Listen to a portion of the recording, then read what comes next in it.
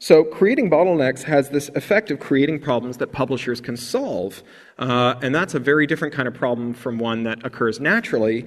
And as Clay Shirky has noted, anyone whose business is solving a problem ends up having a vested interest in perpetuating that problem so that they'll always have a reason to solve it. So it follows that the more an artist can do for herself, the less she'll need her publisher for, and the better position she'll be in when she goes to negotiate, and the more of her earnings she'll get to put in her pocket at the end of the day. And the corollary is also true. The more an artist needs from a publisher, that is to say, the more concentrated an industry is, the less control she has over her destiny. So, for example, the record industry, which is a really textbook example of what happens when all the copyrights accrue to a small number of companies who then, as a result, end up with control over the whole distribution and retail chain.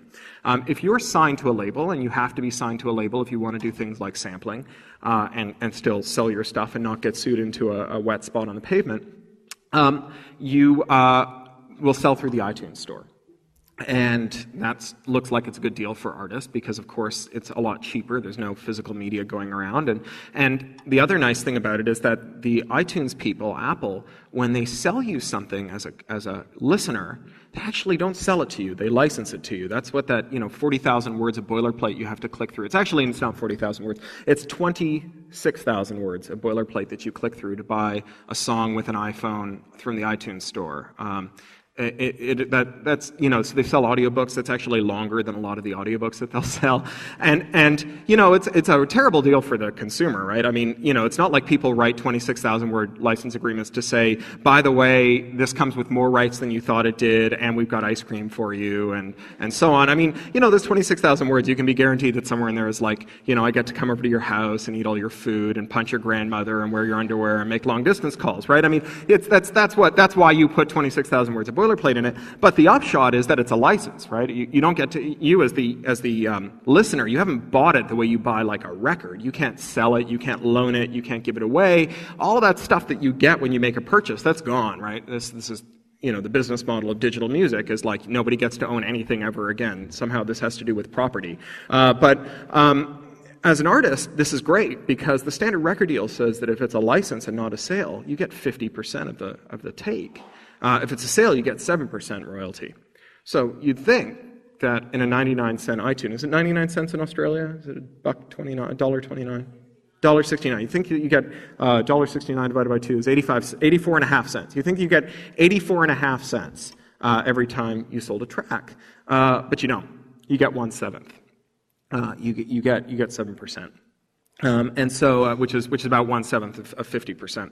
So the other 6/7 of the money that you have going to you goes into your artist, into your label's pocket. And if you don't like it, you can go pound sand, because who else are you going to license catalog from to sample? You've already signed over all your existing copyrights to them. You're kind of stuffed, right? That's the deal that you get. And then, kind of to add insult to injury, the standard label also deducts a certain percentage from your iTunes royalties for breakage, which is a line item on the standard royalty sheet for all those records that were broken on the way to the record store. And this apparently accounts for all the bits that are broken on the way from the iTunes store to the customer.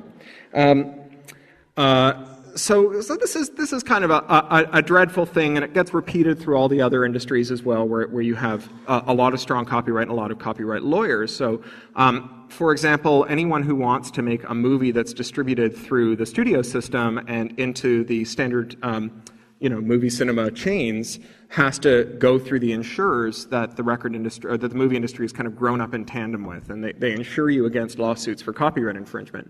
And what they do when they insure your film is they go through it to make sure that you haven't done anything that might arise in a lawsuit. Not anything that might arise in a lawsuit that they would lose, just anything that they might get sued for at all. So practically speaking, that means that if there's someone wearing a t-shirt with a logo on it, if there's any kind of copyrighted work kind of hanging around in the background, you have to get a license for it. When I taught at the University of Southern California, I had a student whose summer job was essentially opening checks for the Men in Black franchise. Anytime you shot a movie where there was like a Men in Black comic on the TV on the TV table, you had to send them a check. Not because copyright law says that you have to license that, but because the insurers who work with the studios so that you have to do this. And the studios know this, and they all their people know how to deal with it, and they have lawyers who do these clearances all the time, and it's cumbersome, but they're impedance matched to cumbersome, right? They have created a problem that they know how to solve, and it works for them. It's just for everybody else who's not kind of well versed in this esoteric, extra legal set of conventions who gets really beaten down by it.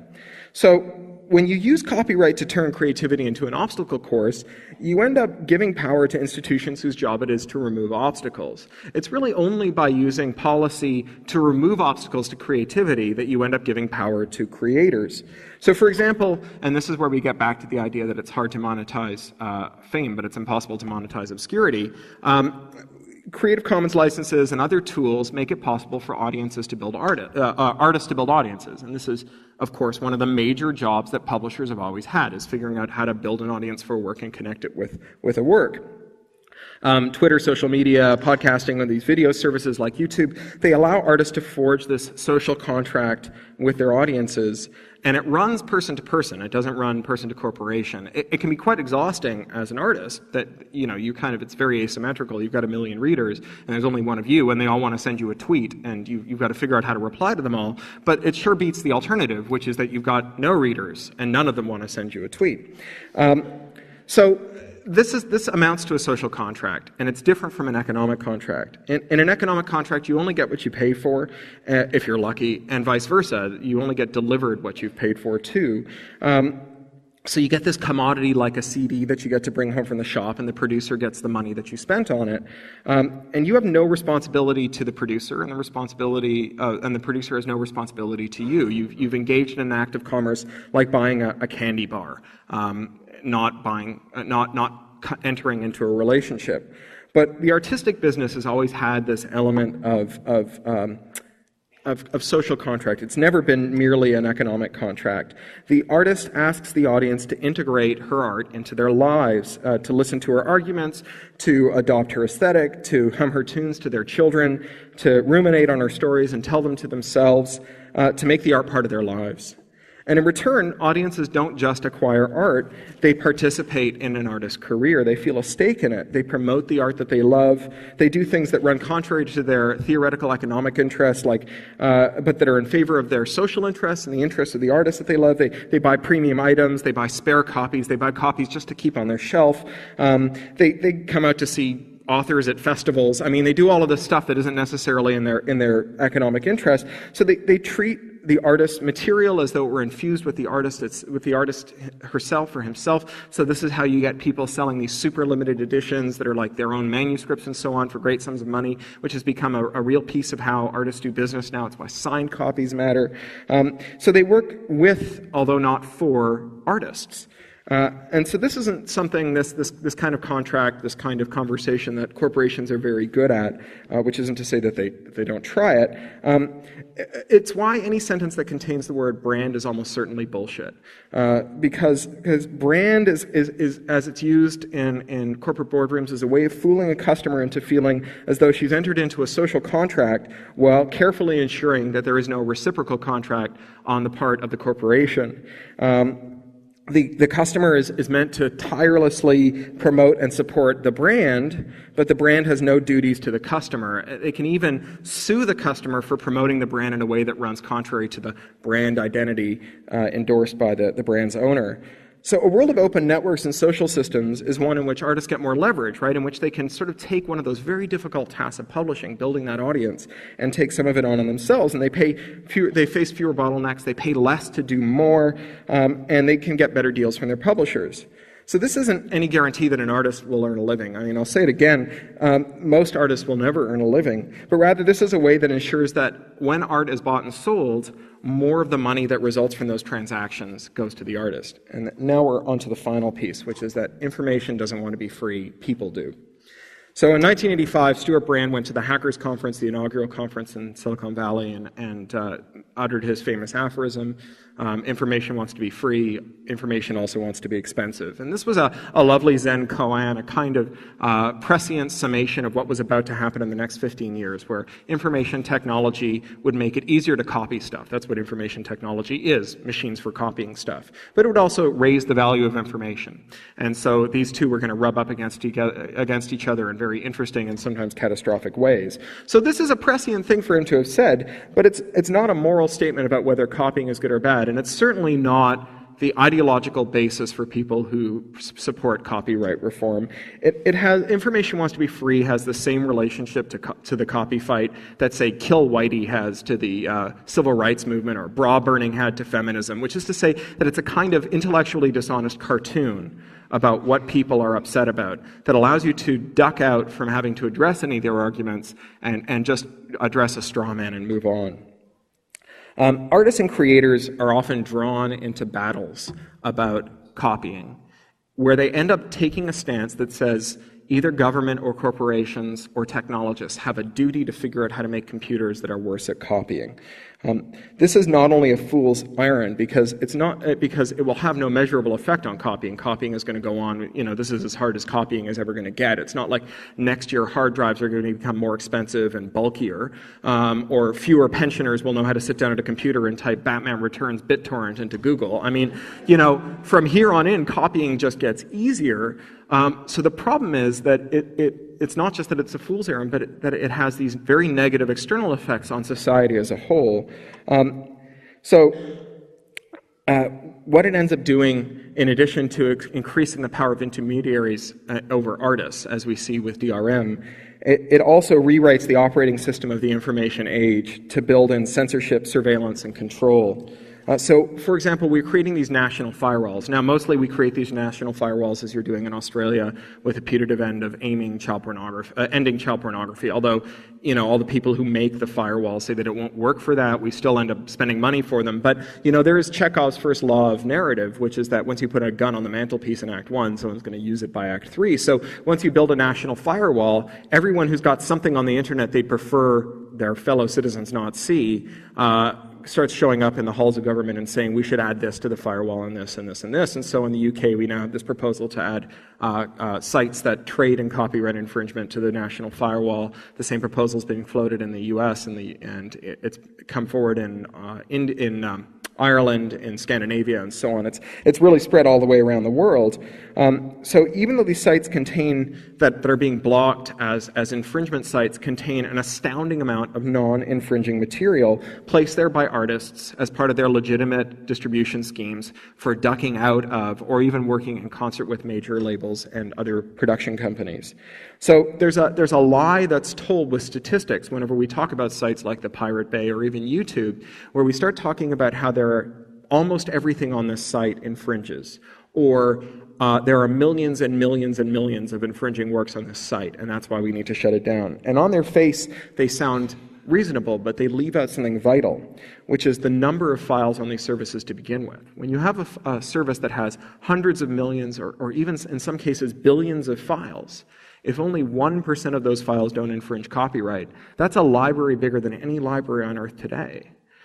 When you have a service that has hundreds of millions of files, if there are millions of infringing files, it means the preponderance of them don't infringe, right? So in both cases, where one, you might think of the earlier cases, the Pirate Bay, where they have something like 1 billion files, and all but, say, 5% of them infringe. And the other one, like YouTube, where they have something like 1 billion files, and about 5% of them infringe. But in both cases, we're talking about corpuses of non-infringing work, creative work, that is larger than any assembly of creative work, not only assembled, but even dreamt of. I mean, these are like these age-old dreams of archiving, of librarianship, of universal access to human knowledge being recognized, and we're focused on this negative effect on the entertainment industry without noting the incredible positive effect for society, this amazing thing that's emerged from it. It's as though we've discovered a town that houses the largest library ever built, but it's surrounded by a kind of endless souk where they sell pirate DVDs. And so we propose to bulldoze the whole city, regardless of the library in the middle of it, because we can't tolerate these pirate DVD vendors. And everybody gets in on this act. I mean, even people who are theoretically, progressive and involved in social justice causes can't see past this. So, last Christmas, the New York Times, Bono from U2, who's this kind of crusader, he wrote this editorial saying, we must end copyright infringement on the internet. We know we can do it because the Chinese have figured out how to stop material that offends them from spreading on their network. So first of all, he's wrong, right? I mean, if there's anything that should tell us that this is dumb, it's the fact that China, where the Politburo has the power to arrest you and harvest your organs for high-ranking party members, hasn't managed to build an effective firewall. It tells you that, no one is ever going to build an effective firewall. But even if they had, the idea that Bono is aligning himself with the Chinese government as, and their tactics in order to control information flow is astounding. I mean, we know you love freedom. We just wish you'd share, Bono. But what happens when you start to say we need to control how these networks work, we need to preemptively examine all the work that goes there, we need to raise the penalties for hosting infringing work and so on, what you end up doing is raising the cost of hosting material altogether. So consider YouTube, where there's 29 hours of video uploaded every minute. And that number is probably larger now. I found that out when I spoke at Google Zurich about 3 months ago, and I said there's 10 hours of video being uploaded to YouTube every minute. And I'd gotten that stat a month before that, and the person who ran YouTube put her hand up and said, no, it's 29 hours now. So by now it's probably, a quintillion hours of video being uploaded to YouTube every minute. So if you say to Google you have an affirmative duty to ensure that none of this stuff infringes copyright before the public is allowed to see it, you fundamentally say to them that we expect you to spend $500 an hour on copyright lawyers examining this work to make sure that none of it infringes copyright. This is not only a sum that's larger than the entire planet's GDP, it also requires more lawyer hours than exist or remain between now and the heat death of the universe, which is to say that it's an impossible thing. So if you do expect Google to watch everything that goes on YouTube before it goes live, something has to give. And my guess is that the way that you would solve that problem is by restructuring it so it looks like cable TV. On cable TV, you only get a channel or material on a channel if a lawyer looks at it all. And as a result, there's not a whole lot of channels on cable. I mean, some places in the world have a whopping 500 channels of cable, which we used to think of as an unbelievable amount of video to be available to us. Imagine if the internet only had 500 websites on it. It's amazing how poor that vision seems in hindsight. So this isn't just bad for indie artists. These user-generated content sites, and of course if the principle applies to YouTube for its video, there's no reason it shouldn't apply to Blogger for its blog posts and Twitter for its tweets, and every other place where people can infringe copyright by making information available to other people. These are used to run political movements, they're used to organize Little League teams, they're used to bind together far-flung families, to build free and open source software, and to create encyclopedias, to do all manner of amazing things. Once you impose this duty to police what gets posted on user-generated content sites, you make it impossible for these uses to rise to the bar of a cable television operator. After all, there's not a lot of grassroots political campaigns or immigrant families or Little League teams that have ever managed to get their own cable TV station. But it won't, of course, stop infringement. Infringement goes on and on and on. And then there's the surveillance, right? All over the world, we're now telling ISPs that they have to retain ever larger amounts of information in case someone is found retrospectively to infringe copyright. We can go back and use their information about everything we've done on the internet to figure out whether or not we did something naughty with someone's copyrighted works. We're making it easier and easier to demand the identities of internet users in the name of stopping copyright infringers, so that people who use the internet are no longer anonymous, which has meant that people can abuse copyright law, for example, to try and find the identities of, and so the addresses of their ex-wives who've fled an abusive relationship, or of ex-employees who are blowing the whistle on them. And then, most amazingly, Viacom, in its lawsuit against YouTube, has argued that YouTube is a party to the infringements of its users because they allow you to set some videos as private. And so once a video has been set as private and only visible to your friends, Viacom can't figure out whether or not you're infringing their copyrights. So, I upload videos of my daughter in the bathtub. She's 2.5. I'm not one of those crazy people who thinks that there's a pedophile under every bed, but I kind of feel like she should decide on her own when she comes into the majority whether or not she wants naked videos of her bath time on the internet. So I use YouTube to share video with my family because it's hard to email a 45 megabit file attachment, but I don't want the whole world seeing it. And so Viacom says that you and I and everyone else should be shut off from having that privacy option available, just in case we're using it not to share pictures of our toddlers in the tub, but rather, I don't know, old Mork and Mindy episodes. And of course, digital rights management technology not only has all this ridiculous stuff that putatively stops you from doing stuff that you should legitimately be able to do, like moving it to a new platform, it also has a lot of spyware in it. It's frequently the case with DRM that we see that it's being used to watch what you do, record it, and often secretly smuggle it up to some mothership that's trying to do behavioral marketing and analysis of how you use the media.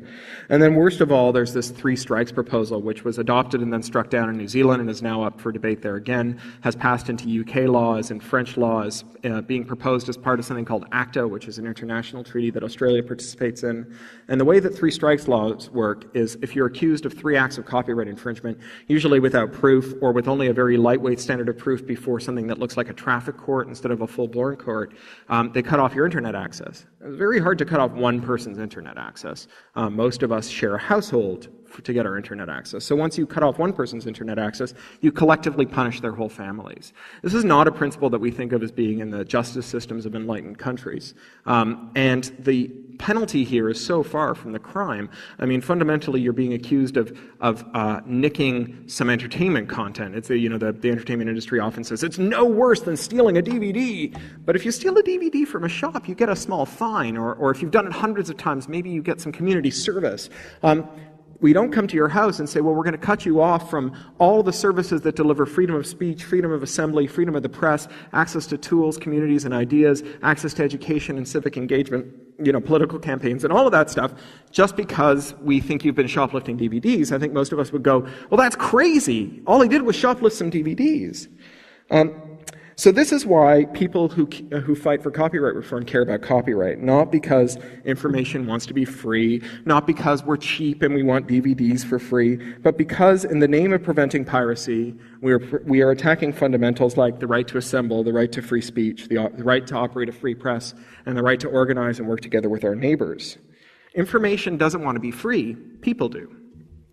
So artists need to transcend the self-serving, terrified crap that's been fed to us by the copyright industries and recognize that the collateral damage from this doomed fight to reduce copying is the free society that we all cherish. And there's organizations you can work with that will help you do that. In Australia, there's Electronic Frontiers Australia. Worldwide, there's the Electronic Frontier Foundation. There's the Creative Commons Organization, and many others that work for a balanced copyright regime that respects all the civil liberties that are part of a free society and also tries to ensure that artists can go on earning their livings as well. So thank you.